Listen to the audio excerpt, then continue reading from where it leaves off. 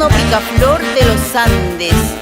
Con su voz aprendí a querer y a defender lo nuestro.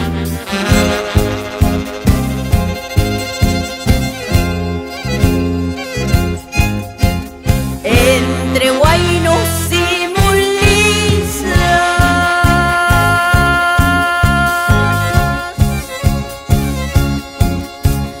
yo viví toda mi infancia con el canto de mi padre. Aprendí a amar lo nuestro.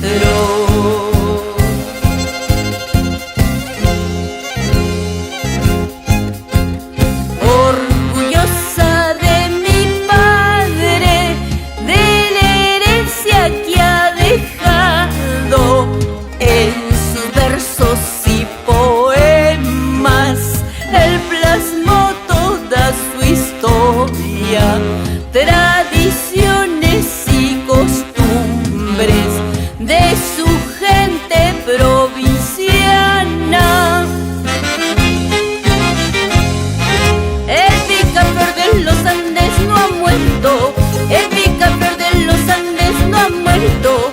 Él seguirá con su canto hasta el cielo, enarbolando sus notas andinas.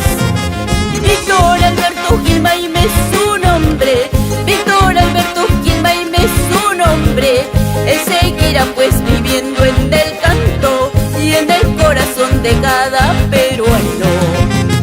Porque yo lo quiero y lo espero, porque él es mi padre, mi héroe. Porque yo lo quiero y lo espero, porque él es mi padre, mi héroe. Este canto es historia, es raíz e identidad, porque Víctor Alberto Gil Mayme no ha muerto. Vivirá en el canto del picaflor de los Andes y en los corazones que vibran por nuestra música andina. Él seguirá pues viviendo en el canto y en el corazón de cada peruano.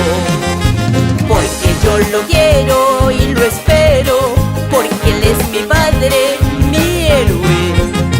Porque yo lo quiero